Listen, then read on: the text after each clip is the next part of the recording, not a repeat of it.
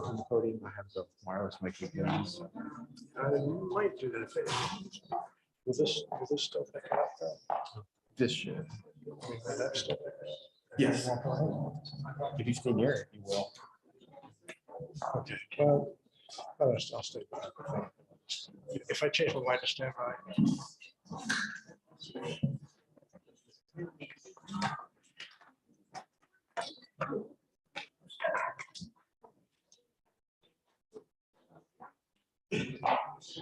And there is kind of standing.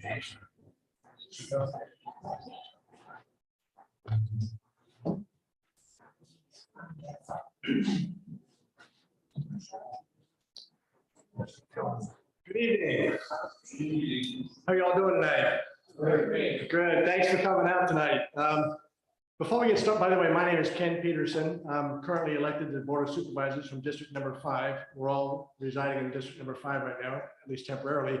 And this is a joint meeting with the Board of Supervisors member from District 4 and District 5.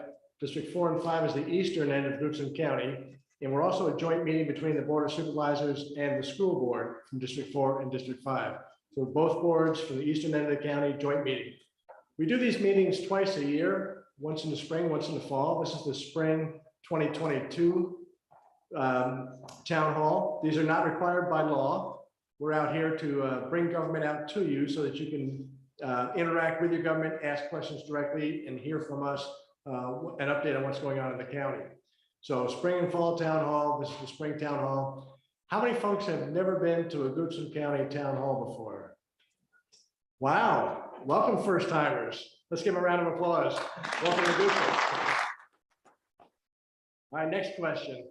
How many people are here to Tuckahoe Pines for the first time? All right, another good thing. Let's give them a round of applause. Well, you've already figured out this is a beautiful, beautiful facility. And hopefully by the end of the evening, the folks that are new to Goodson will figure out that Goodson is a special place as well. The citizens here are very engaged. They're very generous. They're very kind. A lot of donations of volunteer work and donations of time and money to help out with the charitable operations that are going on in Goodson County. A little bit of feedback. Okay. Well, again, welcome. We've got a lot of the right people here for the question and answer period. They'll take place after the meeting. We've got, let me make the introductions. I mentioned this is a joint town hall meeting.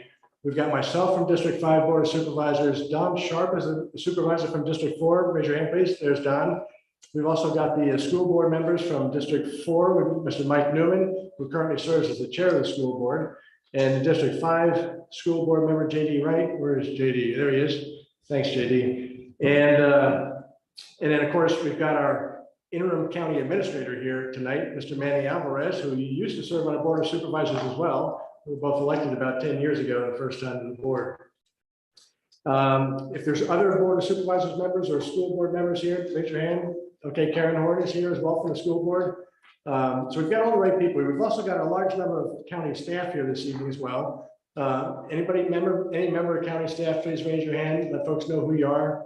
You can see we've got an awful lot of county staff here that will answer all the right questions for you. Now, we're going to cover an awful lot tonight. What we generally do in the spring, it's budget season for the county. The budget is adopted no later than June 30th because it starts July 1st. We're on a fiscal year, not a calendar year. So right now we're in the middle of the budget process. And one of the things that we do in the county is we bring the proposed budget out to the citizens in the town hall meetings like tonight. And then you tell us if this is the right way to spend your money. And if not, we'll go ahead and make some changes before the final adoption. So the budget you hear tonight is a draft budget, and it's here for your review, for you to tell us, since it's your county and your tax dollars and you're our boss, you tell us what you want, we'll do it. So that's the purpose of that tonight. We're also going to cover a couple of other topics that are on people's minds. Some of you might be thinking about the inflation out there and what that's doing to the price of your home or the price of a gallon of milk or the price of a gallon of gas, and also what it might be doing to our budget, to the wages and the cost of diesel fuel for the school buses and those kind of things. And we'll talk a little bit about inflation and the impacts. We're also going to talk a little bit maybe about why we can't make a left turn coming out of this facility. Does anybody care about that? Okay. Well, we'll talk about that a little bit as well. Some other things we're going to talk about is the redistricting. You're all familiar that every 10 years, the federal government conducts a census and they go around and count noses. And that happens on the even decennial. So 2000, 2010, 2020, 2030. So 2020 just happened a short time ago. They usually follow that by publishing the census. And then there's a redistricting that takes place to just rebalance the number of voters, so it's an equal number in each district. Sometimes the growth over 10 years will create a bulge in one area or the other, and just rebalance it every 10 years. The federal government was a little slow in publishing the numbers, so this is 2022, but we're finally getting around to the redistricting. And what we have up front here is the District 4 and District 5 redistricting maps, both before and after. So if you have any question about whether you're in District 4 or 5, before or after, you can either stop by and take a look at the maps, find your house on there. You can put a little push pin in and say, I was here tonight, or you can talk to some of the county staff and they'll be happy to answer your question. You'll also find there's a tool on the county website that they'll go into in a little bit that helps you go in there and just say, this is where I live, you tell me where I am. So there's that tool as well. County assessments, some folks have realized that the value of their single largest investment, their home, has gone up quite a bit. And that's troubling to some folks to make a very large investment and have it go up quite a bit. So we'll talk a little bit tonight about the assessment process. If you feel like, well, by the way, let me back up for just a second. Our assessments take place every year, and the goal is to assess at 100% of market value. And if you feel like there's been an overassessment, there's an appeal process, both an informal appellate process and a formal one, where you can raise the issue and say, I think I've been overcharged. My house isn't worth nearly as much as you think, and we can talk about where it should be. So there's a formal process for that. The last thing I'll mention before we get started here tonight, I don't want to steal all the thunder, is the bond referendum. Last November, as you may or may not know, when you went to the polls, there was a referendum on the ballot. We were asking the citizens whether or not we should modernize and upgrade some of the educational facilities and the public safety facilities. And that referendum passed overwhelmingly by about 85%, if my numbers are right. So 85% voted in favor of us modernizing and issuing bonds to do that, issuing debt to do that. And we did just issue about 50 million worth of bonds last month. And that'll go toward building a new elementary school and a new firehouse for the county. So we'll be upgrading our facilities. Now, let me just pause there. I'm going to go ahead and turn the mic over for just a second to our District 4 Supervisor, Don Sharp, to see if he had any comments to welcome you here tonight as well. And then following him will be our County Administrator walk us through the slideshow on the budget. So, Mr. Sharp.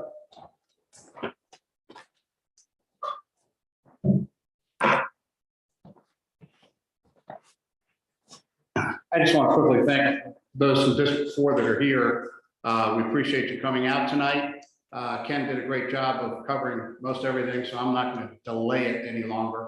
And but we appreciate you coming. And like to introduce our interim county administrator, Manny Alvarez. And Manny's going to start off the program this evening. Thank you, Don. Randy, first stands over here, can you pick it up? Or, well, I know the microphone for, oh, okay, here we go. I don't want to block the screen with my big head. Okay, is that? All right, so I think Ken has already covered everything. Any questions? All right, so what I'm going to do is I'm pretty much presenting the same thing I presented to the board 2 weeks ago, which was the proposed budget. As Ken mentioned, this is our proposal. We're going to take input from you. We've been taking input since I presented it to them, and so and we still have time to make some changes as we go. So the first thing I want to do is talk about the budget. Ken mentioned the bond referendum. I just have one slide on that is kind of a highlight. A little bit of a broadband expansion. If you live in this end of the county, you're more likely to have broadband. How many folks here do not have broadband? Oh, right. So yeah, in the western part of the county, a lot of folks don't have broadband, so no internet or anything like that. We've got a couple of slides on the redistricting. I think Ken covered that really well already. We have a slide on the village plan. We're currently doing a plan around our two major villages. I'll talk a little bit about the transportation projects. By the way, we have representatives from VDOT out here tonight. And then I'll tell you about how to connect with us if you want to ask more questions. Oops. Okay. Don't need to go into that.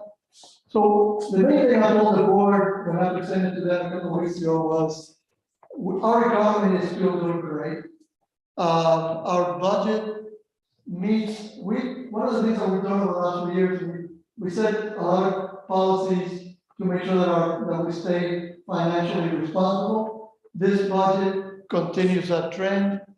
For us, public safety and education, and you'll see it in where we invest our money or your money, is really public safety and education is where we put most of our money. We've made we're proposing significant improvements to our capital investments in our capital improvement plan.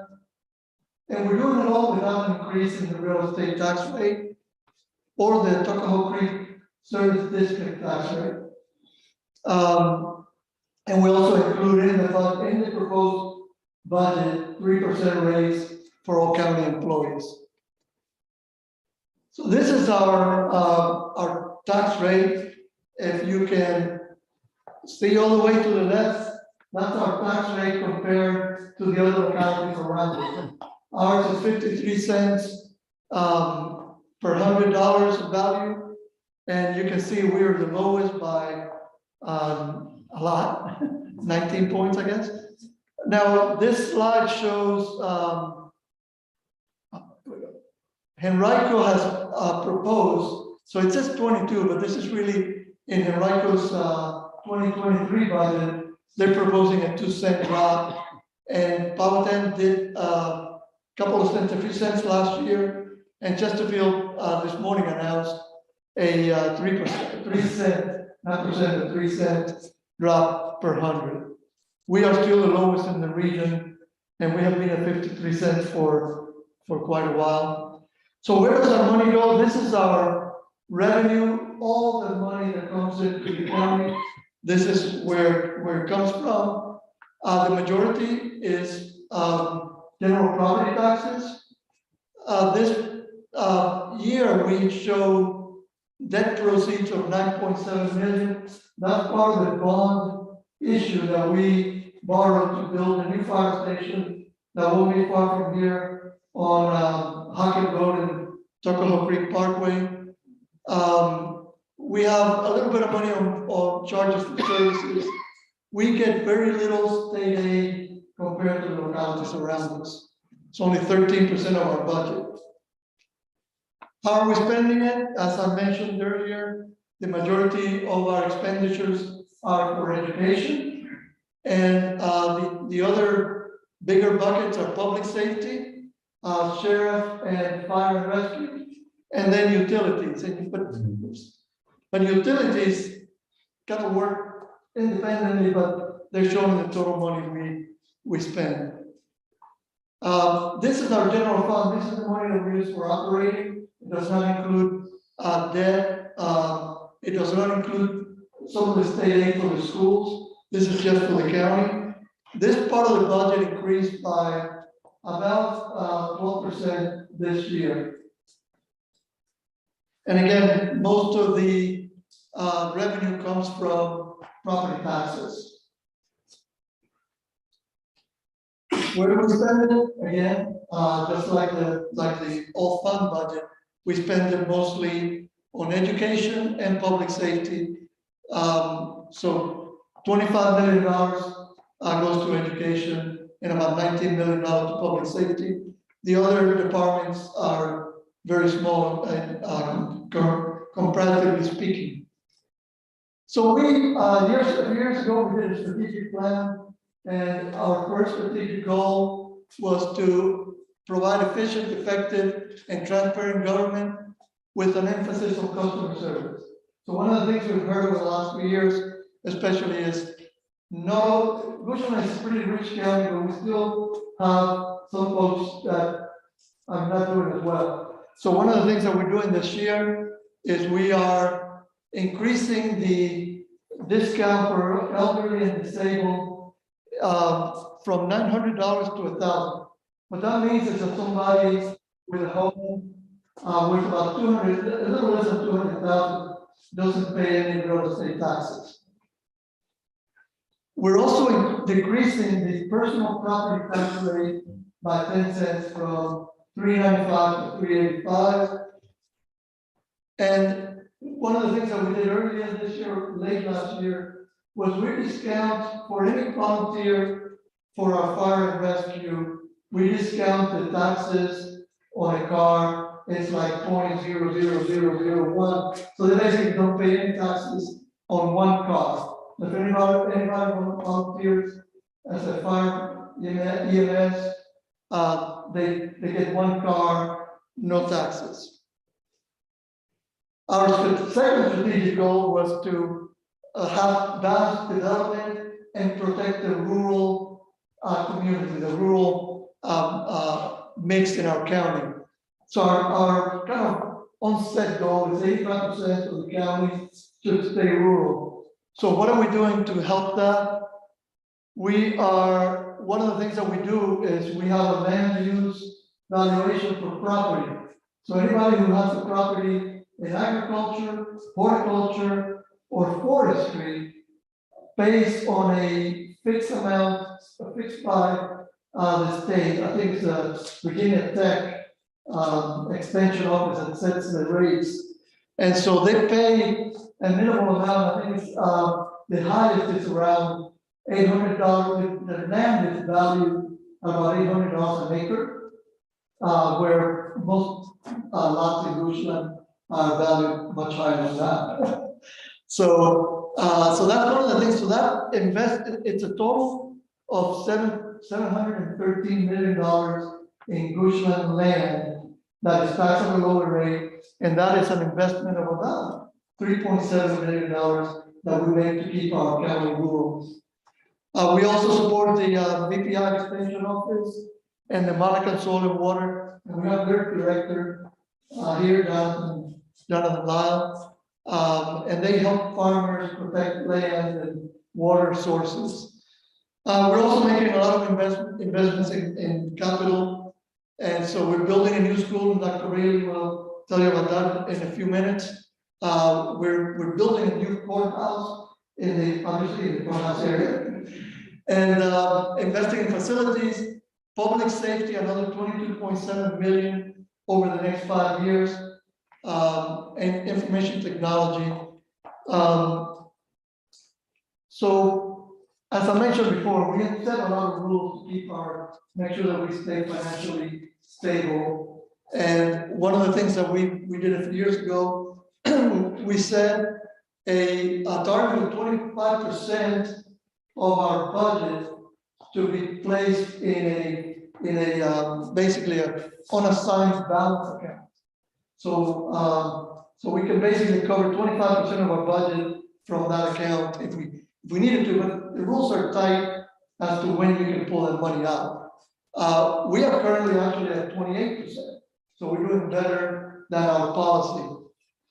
We also have something else we do, and you never know what's going to happen tomorrow. So whenever we identify a project, we set aside money for those projects. So we start creating accounts, like for the school, for example, we've had a bucket there where we've been placing money. If we have any money, any fund balance at the end of the year, it either goes to the fund balance account, or we appropriate it or earmark it for specific projects. And then we also created a few years ago a revenue stabilization fund. It's 3% of our budget, and it's easier to pull from the revenue stabilization fund than it is from the general unassigned balance. The rules are a little different, and that's for a case where, and it's got percentages, I can't recall them right now, but percentages. So if our budget was predicted to be below or our expenditures above budget, we could pull some from there. So what do all those good policies lead to? AAA bond ratings from all three major agencies, Standard & Poor's, Moody's, and we just recently received a AAA rating from Fitch. We are the smallest locality, not in the state, but in the entire country, with a triple. And what that did is it allowed us to go directly to the market for the bond issuance and get a much better interest rate. We're also improving our financial software. We implemented a new software system a couple of years ago, and now we're working with the treasurer and commissioner of revenue to identify a system for them to upgrade to. I mentioned the policies around fund balance. We also have a policy around debt. So our policy is that our debt should never exceed 12% of our expenditures. But we actually set a target of 10%. So we say it's 12%, but we want to stay below 10. And even after issuing the $50 million in bonds, which is, you can see in 22, we show that debt, we're still below the lowest level. So we're in really good shape. And this is an indication of what we've done over the years with our budget. Way back here when we first, when Ken and I and the other folks first got on the board, we had a few issues that we needed to fix, and we pretty much kept the budget tied to inflation there. Over the years, we've improved. We've added efficiencies, eliminated things that we didn't need, and so on. So if you look at this white line, this is our budget, our proposed budget for 2023. But inflation, if we had followed inflation, we would be up here.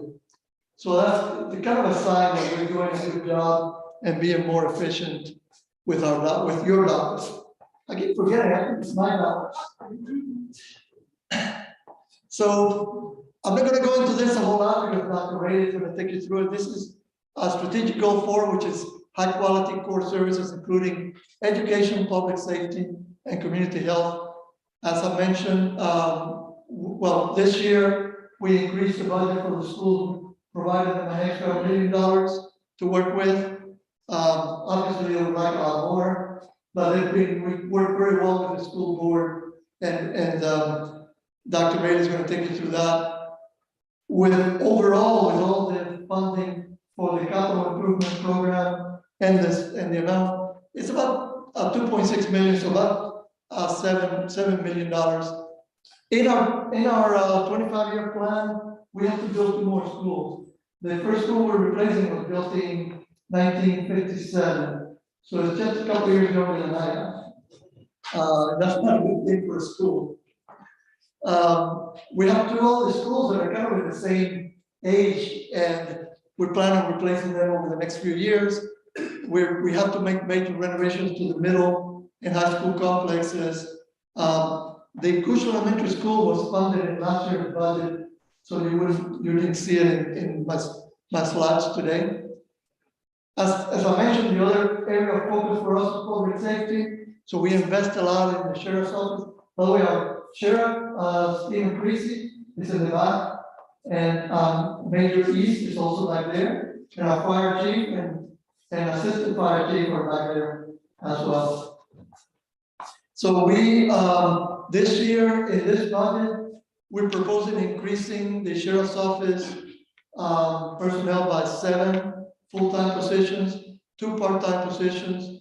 On fire and rescue, we're adding 6 full-time positions and 1 part-time position. Are you allowed to have pets in this building? Well, how about that? So when you need a new pet, we have a place for you to go. Our animal shelter is a beautiful facility. It was built in partnership with the community. There's a group called Bushland Pet Lovers. They invested a lot of money. We invested a lot of money. We have a beautiful facility, and sometimes the animals don't want to leave. So I think over the holidays, we set records in adoptions of cats and dogs. I can't go in there if I end up with another dog. But it's a beautiful facility, and we're investing in another shelter coordinator. These are our employees and always trying to stand out. We were supposed to wear red for Valentine's Day. I wore red socks. But anyway, so one of the things that we, this year, we have a pretty healthy group of employees. And so our health insurance rates did not increase. And so obviously there's no increase to pass on to the employees. And as I mentioned earlier, we're proposing a 3% merit increase.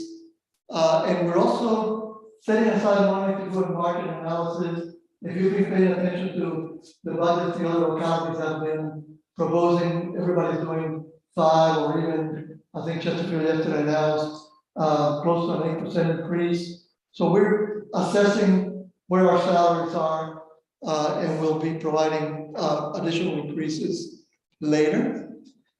So to kind of wrap up this area, as I mentioned, so there's 14 full-time public safety positions, 3 part-time public safety, 2 new full-time folks in public utilities, and 4 full-time folks in the rest of the county from non-public safety.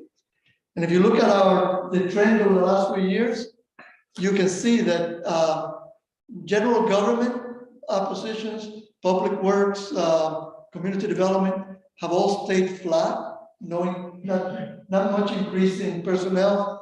But we've taken public safety way up because as population grows, more development happens. We need more deputies, we need more emergency personnel. On utilities, and our utilities director is in the back. They have an operating budget of about 18 million. And the capital budget is 2.9 million, and they basically maintain our utilities. We have 2 places where we have public utilities, the courthouse area and this area here in the eastern end of the county. We are, unfortunately, this year increasing our water rate by 3% and our sewer rate by 4%. This is based on a study we did a few years ago, and we are trying to make the utilities department kind of be self-sufficient, so they don't use other taxpayer funds. The average of those increases is $3.88 over 2 months. So it's not a huge increase, but we're basically passing on the increases. We get our water from Henrico, so we have to pass on the increases we get from them. How does their money break down? So the user rates, so the payment for water and sewer, it goes directly to the operating fund. So it's for maintenance, personnel working in the utilities department. The connection fees, because our connection fees when somebody connects a new business or home, the connection fees go to capital improvement projects. So any new facilities that need to be built, that's where that goes. And then there's an ad valorem tax. How many folks in the room know about the ad valorem tax? 1, 2, 3, 4. So this area of the county, when the county, many years ago, before I moved to Bushland in 2001, borrowed a bunch of money to run water and sewer through the West Creek area, the Tuckahoe Creek, what we call the Tuckahoe Creek Service District. They borrowed money, and in order to pay it, they created an additional tax. So the folks in that district pay the 53-cent tax rate that everybody in the county pays per $100 of value, plus a 32-cent tax that they pay to pay for this infrastructure.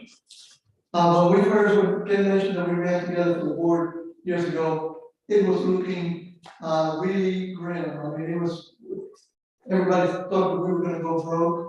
With Ken's help, because he's a financial guru, so he needs some advice. Although he probably won't do it, but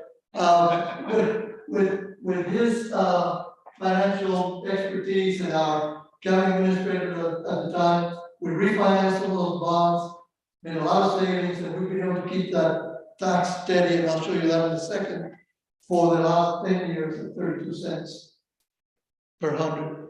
And so this is kind of an explanation of, this is the value that has grown in that district. The other thing that was going on in that district when we came on, the money had been borrowed, so nothing was being built in the district.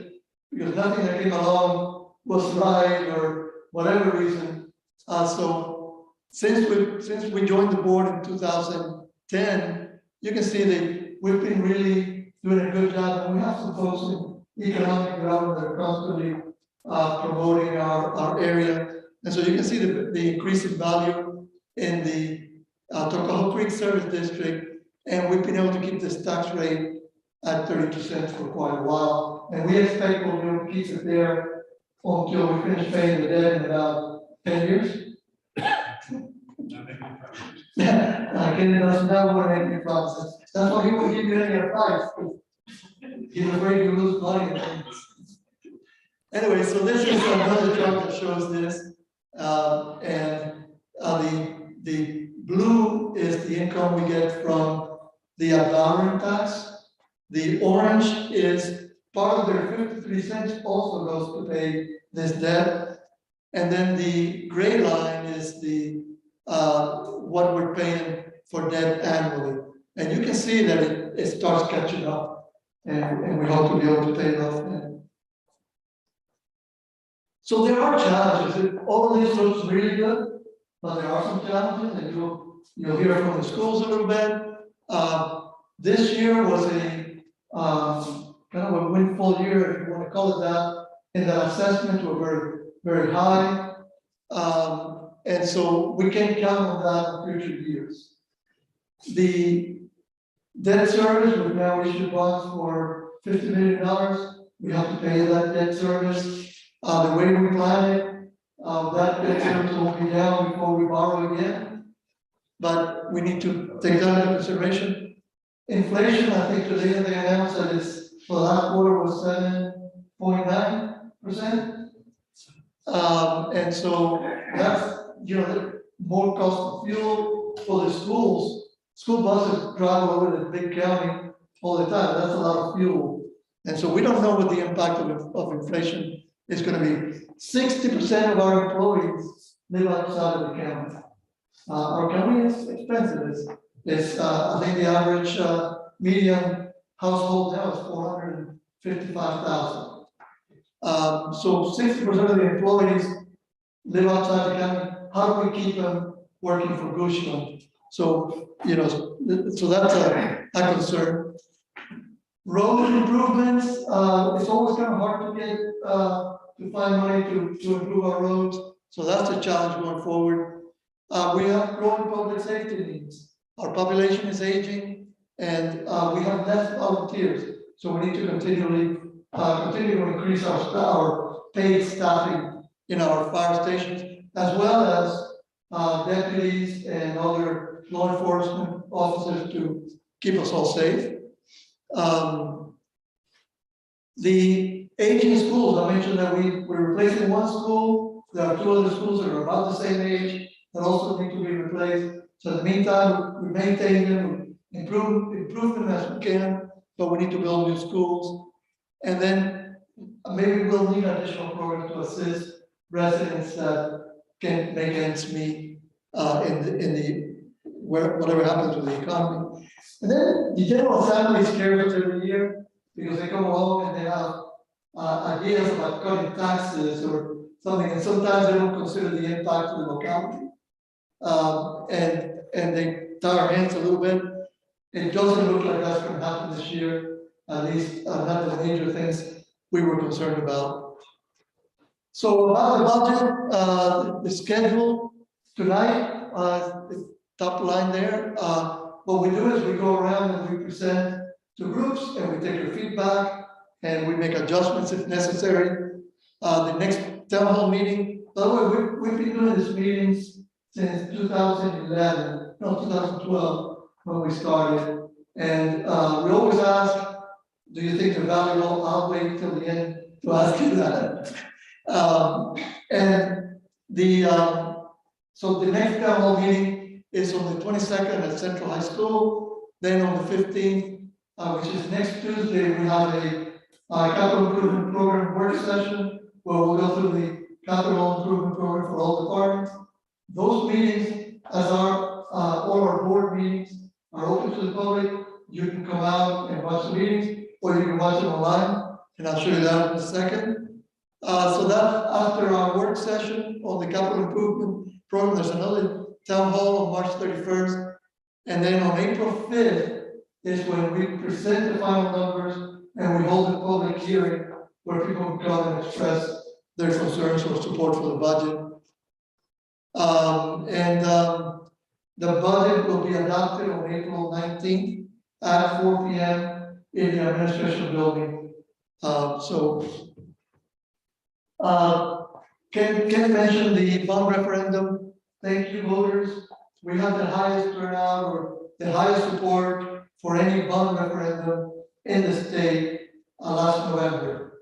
And it was really great, and I think it showed people's support for the schools, support for law enforcement, and for fire and rescue as well.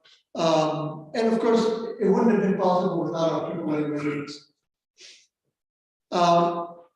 I mentioned broadband coverage, I won't go into this, but we've been working to try to expand broadband coverage throughout the county. We've invested some money in it, but only a little portion of what private industry is going to invest.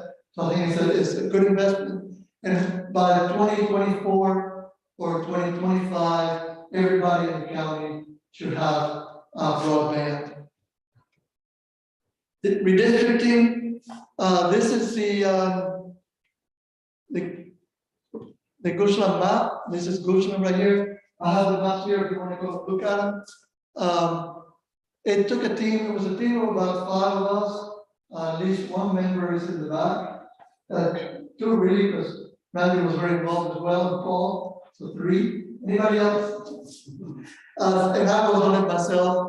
And it took us quite a while. We were expecting to get the census data much earlier. It came in late. By the time the state lines were drawn, we had already come up with a set of maps. And so we had to change it a little bit, not too bad. But the goal is to kind of keep the districts almost even. Not exactly, but very close.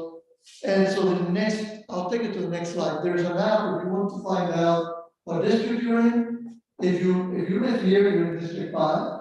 If you live around here, you could be in 504. And we have this application on our website where you can actually go into it and you can click on the little magnifying glass, put in your address, and it'll tell you what district you're in. And it'll also tell you if your district changed, it'll tell you what district you were in. And so right now we are down here. District 4 is here. And so anyway, it's a lot easier to see online for the big maps.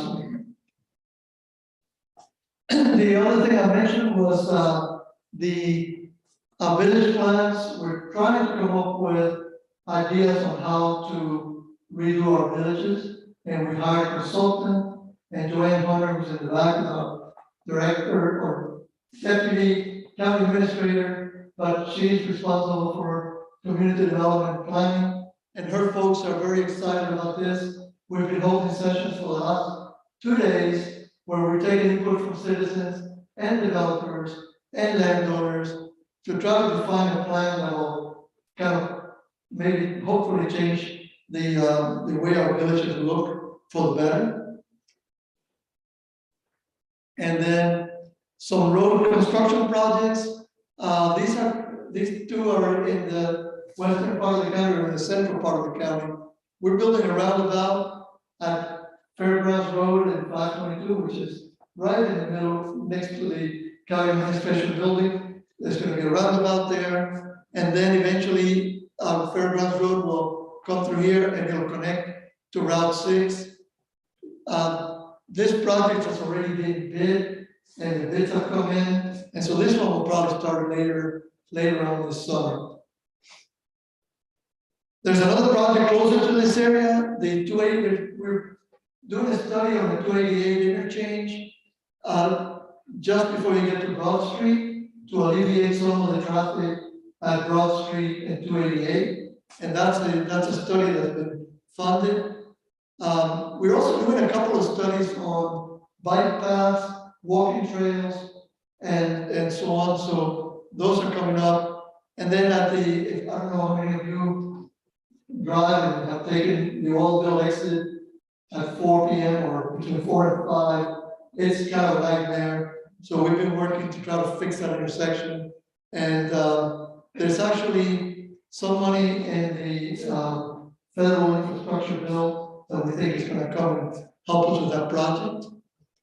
There's a parking lot on Ashland Road just past 64 where people can park and drive downtown, carpool somewhere. We have to move it because there's also a project that's going to repair or improve this intersection, which is right there when you get off at the Rockville exit of 64. That's also a congested area. And then if you take if you get off at that exit and you come down to Broad Street, you have to make a right and then make a left at Pocket Road at Sunset Grill.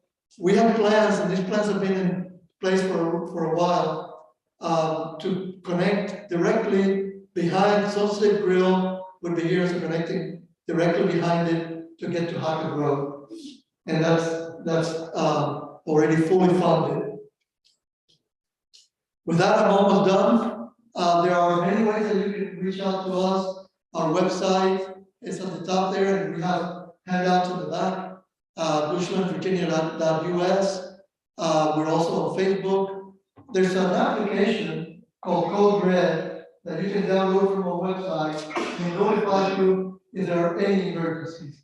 We used it a lot when we had the snow getting early in the year, and the county was half the county was shut down for almost a week, and we sent out notification to people about where to go if they needed to just get to a warm place. So that's very valuable. Our number, that's kind of almost a phone number, 556-5800, and you can call that number so somebody can point you in the right direction. We have monthly board supervisor meetings. Our next one is the 15th. That's not the normal schedule, but it's because of the budget. But it's the first Tuesday of every month. Everybody's welcome. There's usually not to see. So you won't have any problem with standing room only. And you can speak to us at those meetings. We usually have a public comment period at the start of every meeting. These slides that I just presented to you will be posted on our website right after the meeting. Any questions before I turn it over to Dr. Manny from the schools? Mr. Manny. Could I? You good, sir. Microphone. Thank you very much. My name is Pelling. I live on Randall Square.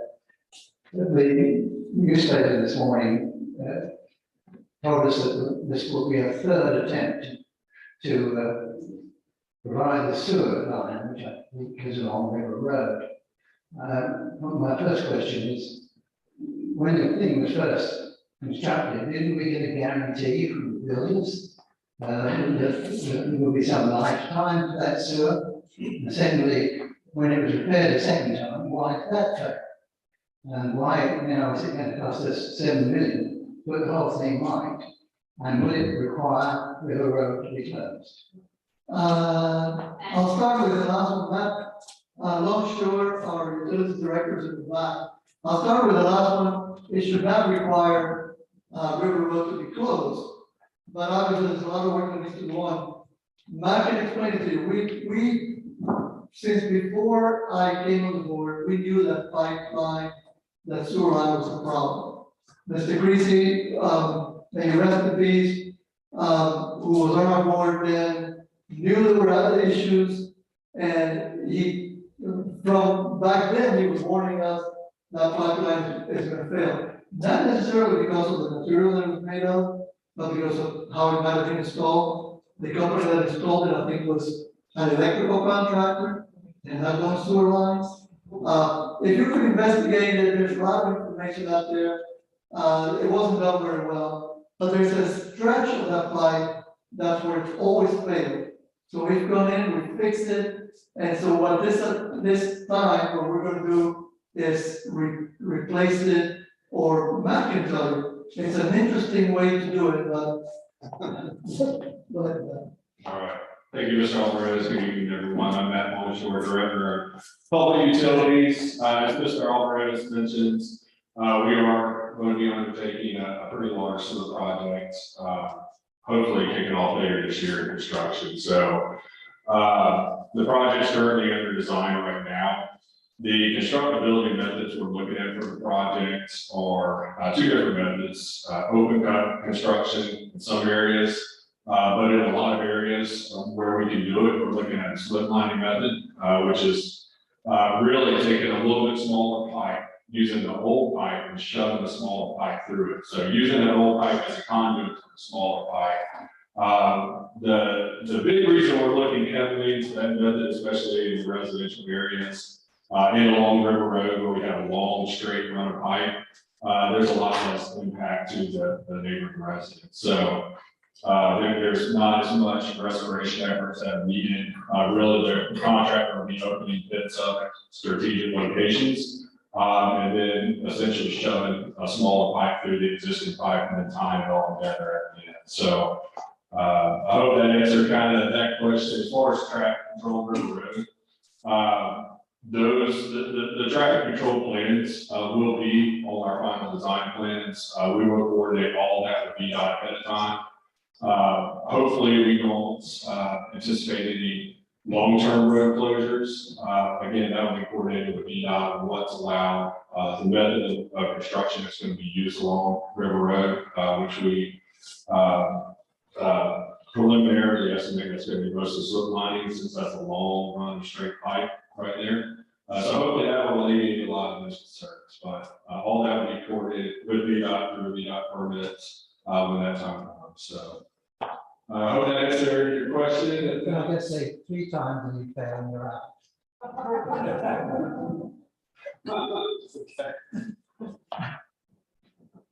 Matt wasn't here when that pipe was put in, we wouldn't have happened already. Yes, sir.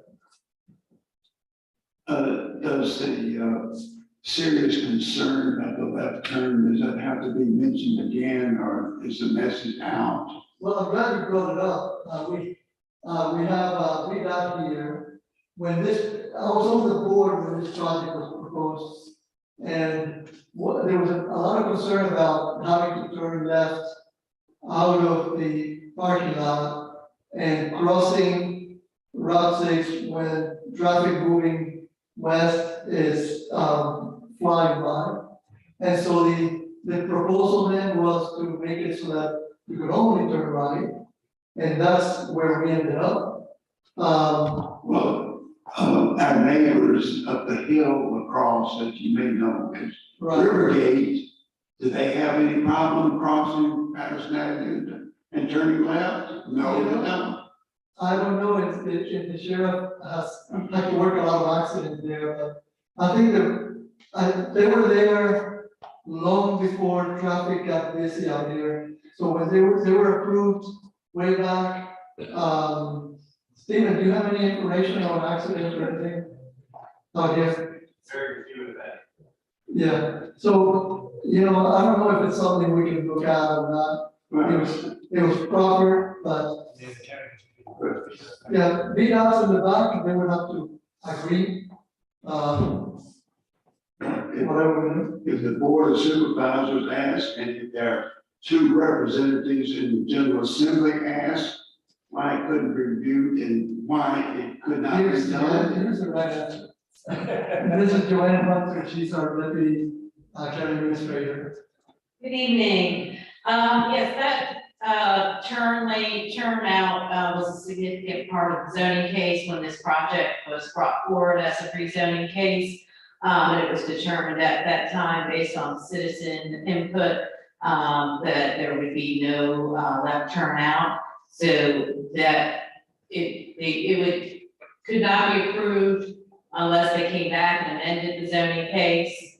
And I'm not even sure if VDOT would have to review it to see if it meets all the requirements.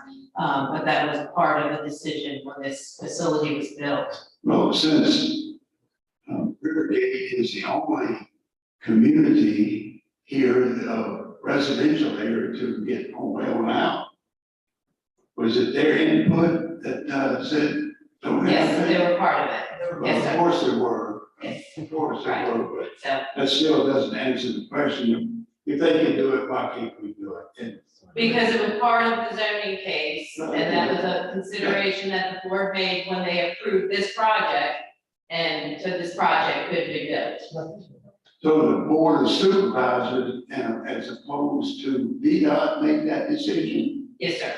Well, okay, I'll ask the board of supervisors, and if it's up to them and not VDOT. I've asked them, but get the same thing that you just said, is that it was in there, and we can't do anything. So Joanne, I have a question for you. Could this facility come back to us for a modification to the They have conditions? to change the conditions and all. Alright, so maybe the management team here could come and request a change to the zoning to allow it. It's not a zoning issue, is it? It is, but it becomes part of the zoning, so a conditional use permit or anything like that becomes part of the zoning, so, in order to change it, you have to go through a rezoning or, an amendment to the zoning. So, yes, ma'am. Not satisfied. I want to amplify what it's saying.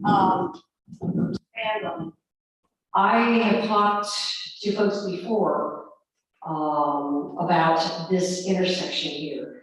And what he said was right about how come we can't take a left turn, but the development across the street from us can take a left turn. Now, I have lived here for several months, and I like to think that I am fairly agile when I'm driving my car. When I leave here, even though you're supposed to take a right turn, traffic is traveling so fast on 6, once the cars come through Henrico County where it's 45 miles an hour to Goochland, it's 55 miles an hour, they step on it like they're late for an appointment.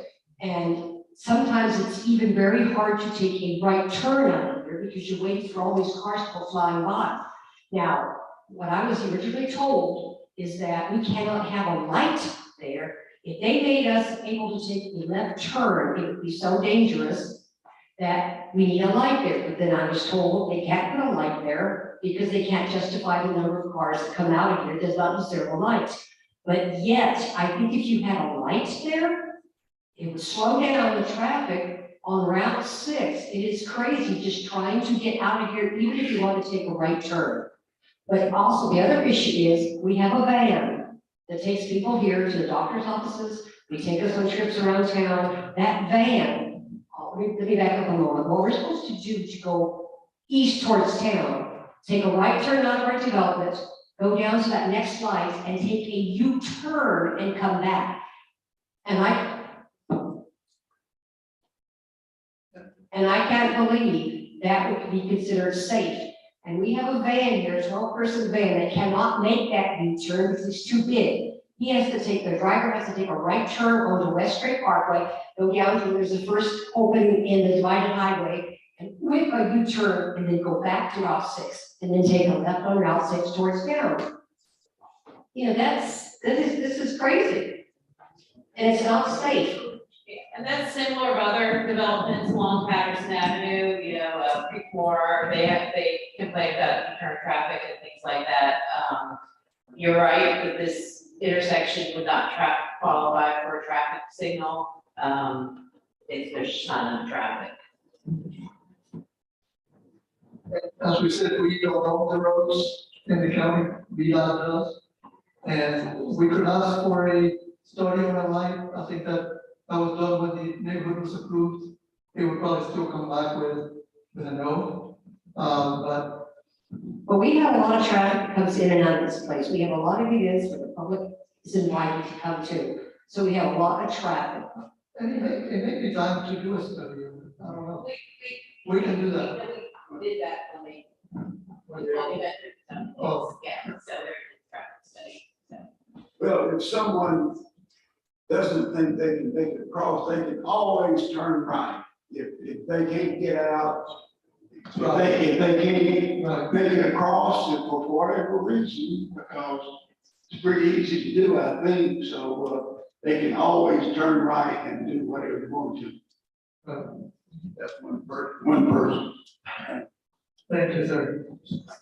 Any other questions? I know there was a question about the amount of soil over here to the side. Joanne has the true answer, but that is actually part of this property.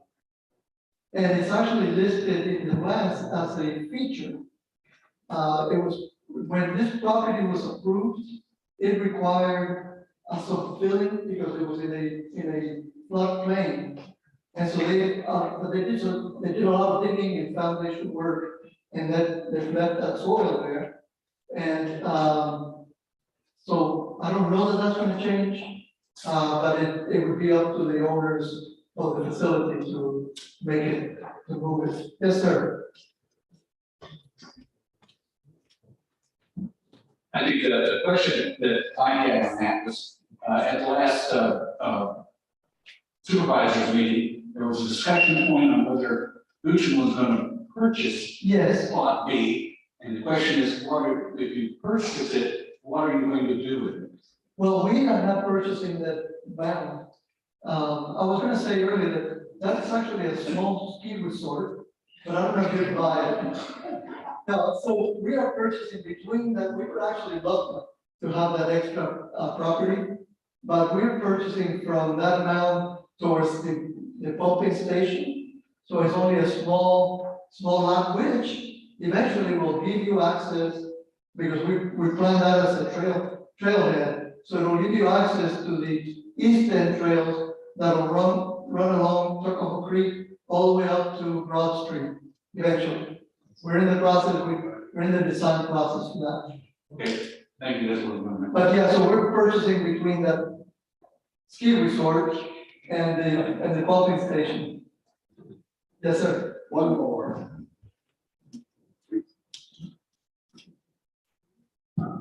We have a lot of water in the back right there. Right. I'm not sure if it moves or not, but it's part of Tuckahoe Creek. I understand it's part of a federal wetlands thing. Right. My concern is, we just opened up in August 1st was the first time. So we haven't had a full summer here yet. Stagnant water is breeding ground for mosquitoes. I've asked, is it treated in any way? It's supposed that maybe nothing can be done about breeding ground for mosquitoes. If indeed it is, I don't know. Yeah, I think that's something that, again, I think you could address with the management here, that they should be able to deal with, if there are issues. It's what? It's not their property. Some of them may not be, but if it's part of the creek is in the county. Yeah, no, but the creek is either in Cushman County or Henrico County. It's kind of split right down the middle in some areas. So. Any, yes, ma'am. Since we're talking about this area around here, I don't know, is there anything that we can do about the hunters during duck season? They start shooting at 6:30 in the morning, and we are a retirement community, and some of us like to sleep in the morning. We've all paid our dues, we work hard, we're retired now, and I know they're probably shooting illegally. Can somebody give us an answer about, I mean, I'm facing the wetlands. I want, where's the wetlands? That, okay. And at 6:30 in the morning, they start, and they go for the longest time. And I don't know if they're shooting illegally, I assume they are.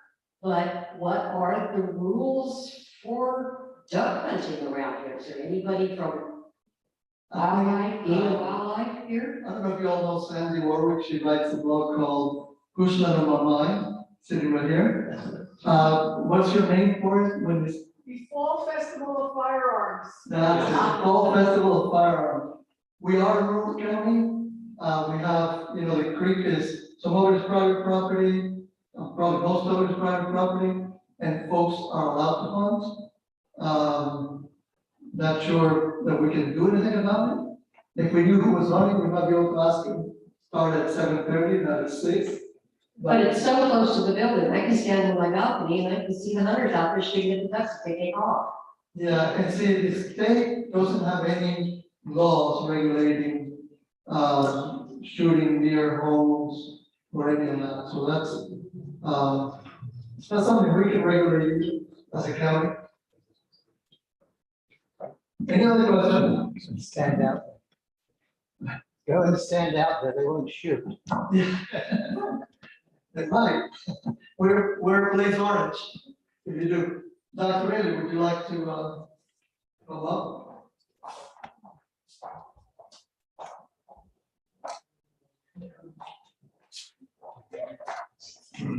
Good evening, everybody. My name is Jeremy Raylia, proud superintendent of Houston County Public Schools. Of course, I'm joined by our elected school board members, Ms. Karen Warren, who represents the middle part of the county, and Mr. John Wright, who represents this neck of the woods, as well as our chairman, Mr. Mike Newman, who represents District 4.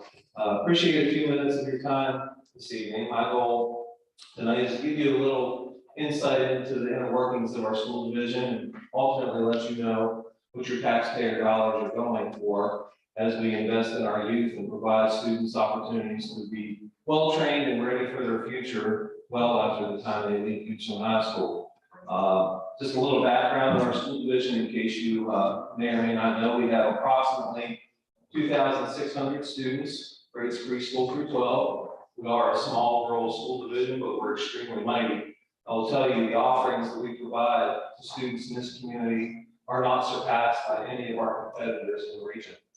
Our students have access to the premier career technical education program. Our students can enter directly into the workforce with tremendous credentials that will allow them to be gainfully employed. We have students who can attend not one, but 2 regional governor schools. Our students also have the opportunity to attend an advanced college academy where they can exit Houston High School as college graduates with 60 credits in their associate's degree before they ever walk across the stage to get their high school diploma. So as a small rural school division, there are a lot of opportunities afforded to our students. And ultimately, the taxpayer dollars that are invested in our students are providing a significant return. And we're really proud of what we're able to do. So a few highlights for you this evening and a few accomplishments. We're very proud of what we're doing as a school division. As you know, public education has received a lot of attention recently. And so I will tell you that Houston County Public Schools continues to be a shining star. We're a role model, in my opinion, of how public school divisions across the Commonwealth should operate and be run. And we're getting tremendous results as you can see here tonight. We are a one-to-one school division where each and every student who walks through our doors has access to the best technology that our students can have. Our preschool through 8th grade students have their own iPad, and our students in grades 9 through 12 have their own MacBook Air. And as you can imagine, we're able to do a lot of amazing things with technology to prepare students for the future workforce. Provides an extremely engaging experience for them, where they're excited to go to school and use the technology, but we also provide a balance, because we don't want students to be on the screen all the time. We use that to enhance the opportunities that are afforded to them, and it certainly supplements our instruction. We have students with disabilities in our school division. We serve students, believe it or not, from the age of 2 through 22. So if you have an identified disability, we provide services to support your own instructional needs. And for 3 years in a row right now, our school division has had the best marks on compliance metrics as well as performance metrics when compared to school divisions across the state. 3 years in a row, and only a handful of students have earned that. And we've done it year in and year out. Extremely proud of our accomplishments. You may not know that you reside in the best school division in the Richmond metro region. And it's been identified not once or twice or 3 years in a row, but now 4 years in a row, the school division has been recognized for our excellence. Amongst the big boys and girls around Chesterfields and Numericos and Hanovers, they got nothing on us. We're excelling, we're exceeding everything that they're doing. I'm extremely proud to earn this recognition 4 years in a row. I too want to thank you for your support of the bond referendum. Anytime you go to the voters, it's kind of interesting to see what the results may be. In my opinion, this was not necessarily a referendum on the projects. It was a referendum on public education in our community. It was a vote of confidence and trust in what we are doing as a public school division and a recognition of the importance of public education in this community as we make an investment for the future. So I thank you for your support, the 85% of our voters in this community that did the same. As you can imagine, the last 2 years in public education have been extremely challenging. Everybody has their own stories about how the pandemic has impacted their personal and professional lives. It certainly has been difficult on us too. The pandemic was not kind to kids. Lots of challenges that our students are experiencing academically, socially, emotionally, and from a discipline standpoint. But I'm proud of how we have managed all of that. We were one of the very first school divisions in October of 2020 who returned students to school 5 days a week in person. And many other school divisions were teaching students in a virtual environment. Our teachers rose to the occasion, welcomed students back into their classroom. We provided hands-on, in-person instruction 5 days a week. Extremely proud of that. So right now we're looking at what's next. Let's put all that behind us in the past and move forward as we create a path forward into next year. Every dollar that we spend in our budget is directly aligned with what we believe in as a school division. And so like any organization, you have your mission, your vision, and your core values. And just a little bit about us is our vision, where we want to go as a school division is pure and simple. We want to inspire the students who walk through our doors to make a positive impact in the world around them. By the time they leave as a graduate of Goochland High School, we want them to be fully prepared to make a positive difference in the world, whether it's in this community, in this state, or in this nation, or across the globe. We want Goochland graduates to be recognized for their excellence in what they do to make this world a better place. Our mission is very simple. I love simple mission statements. So what do you do every day? What is the purpose of your organization? It's very simple. We maximize the potential of every learner that walks in the door. Simple mission statement. We're maximizing each kid's potential to make sure that they accomplish what is very best. We're driven by our core values, very simple. Excellence, we tolerate nothing less. Courage, creativity, honor, and optimism. That drives us every day. And we have 3 strategic goals that drive every decision that we make in the future. So the school board annually goes through a budget process, much like the county. We are a subset of the county, and we rely heavily on county contributions to support our efforts. The school board of 5 elected board members goes through a budget process, decides on a budget, sends that forward to the county for their consideration. So here's a summary of the school board's request, and I'm excited and proud that every dollar that we spend goes directly into the classroom, or a significant portion of that dollar goes directly into the classroom. So this is a distribution of where our dollars go, and nearly 80 cents on every dollar goes directly to meet the needs of our students inside the classroom instruction and technology. Very few cents on the dollar go toward the administrative needs of our school division. We are a people-heavy organization. As you can imagine, we work with people, we work with students, and to do that, you need human beings to do the work.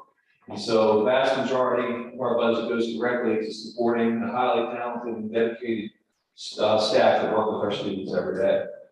We have amazing professionals who create magic in classrooms and provide students with the opportunity to learn how to read, how to do math problems, and how to interpret history. Our teachers are amazing, and so we want to certainly support each and every staff member through a competitive compensation package, and the vast majority of our budget goes towards supporting our staff. We are highly dependent on local dollars. We live and die with the support of local taxpayers who make that investment in us. And so as Mr. Alvarez mentioned, the proposed county budget has an increase in local transfer to the schools of $1 million to the tune of $25.5 million. So a significant portion of our budget does come from the county. You can see that that is over 60%. And so we get a little bit of money from the state and federal government, but by and large, our operations are funded directly by Houston County taxpayers. We do receive state and federal funds and a few other miscellaneous revenue categories. This is just a distribution of those sources. You can see in red is the county transfer, green is the state, orange is federal, and blue are other local miscellaneous revenues. And so the distribution has not changed significantly over time. I'm proud that the school board has adopted a balanced budget request. Some school divisions that you may have heard about in your experience will go to their locality and say, we need an extra $2 million. And it puts the county in a difficult position because then it becomes a conflict of, you're asking for this, but I can only fund that. You put me in a difficult position. Well, we work hard with our county colleagues to understand the complexities of issues that they face, the role that we play, and how we can support the overall budget. So we present a balanced budget to our county every year, and we're thankful for the support and contributions of the county. Our proposed budget this year is slightly over $40 million. As Mr. Alvarez said, we are in the process of building a new Goochland Elementary School, a school that is over 60 years old. All three of our elementary schools are at or over capacity. So we're in the process of designing a new Goochland Elementary School, which will be near our current middle school and our current high school. Currently examining the site, looking at design. We have passed about 25% of the design process, running into a few hurdles and roadblocks right now with the size and trying to manage our budget, quite honestly. As you can imagine, there are inflationary factors and things outside of our control that have really negatively impacted our budget. But we're working hard to be good stewards of the taxpayer dollars, reduce the overall scope and cost of the project, while at the same time building a school that we're all proud of. So more work to come on that, but we're still going through the design phase and considering some options and alternatives. We too are going through a boundary adjustment process.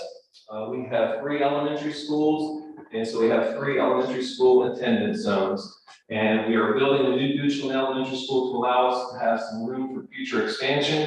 And so we want to redistribute our population across our attendance zones so that we're using our new and current facilities very, very well. So we too are going through that process. And as we rezone, we want to make sure that we're making some long-standing decisions, because it's never fun to go through a boundary adjustment process.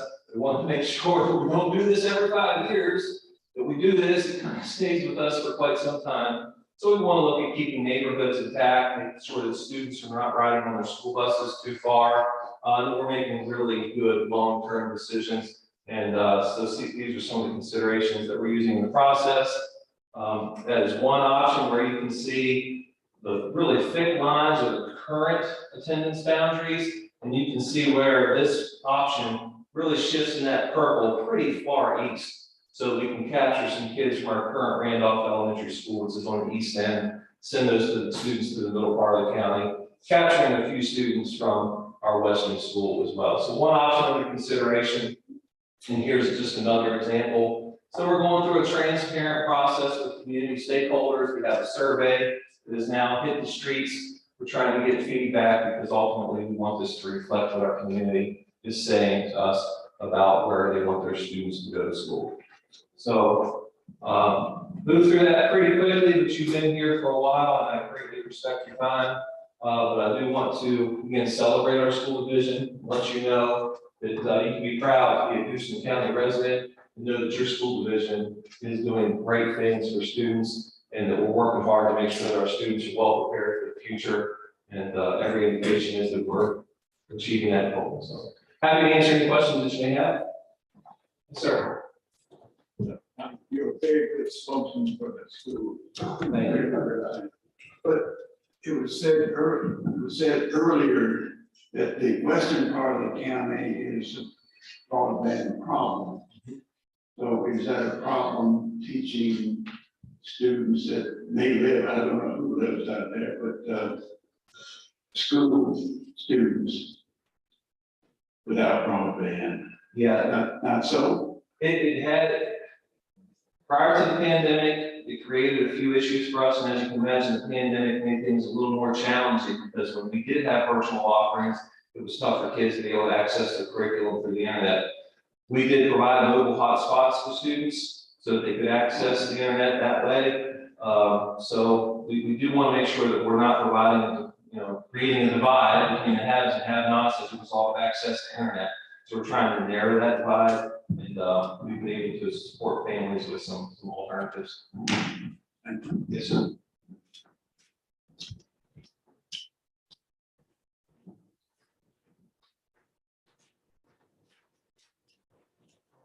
Stick around if you have any other questions. Just let me know.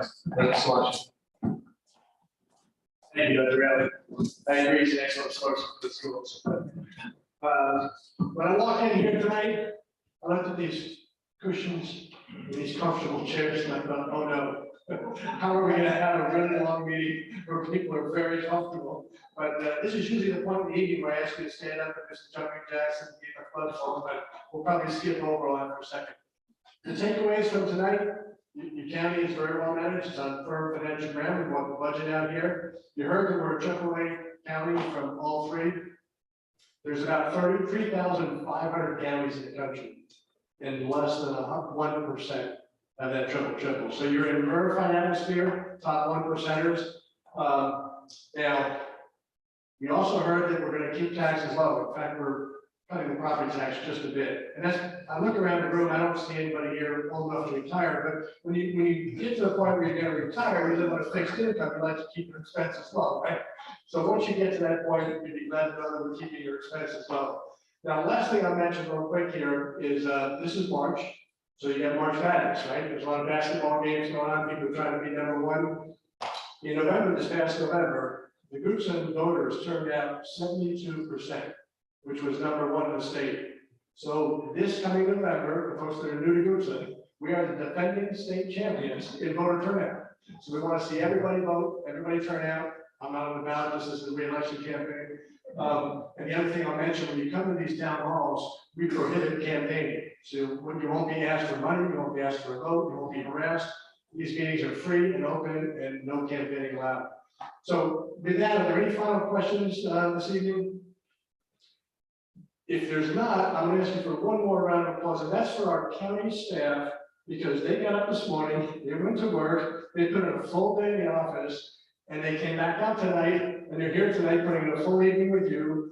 And I think I'm going to try and propose that they are allowed to come in about 10 minutes late tomorrow, just because they worked this evening. So one more round of applause for the county staff. That concludes our presentation for this evening. I'd like to ask you, I was going to say drive home safely, for them to take the elevator home safely, and we'll see you next time. God bless.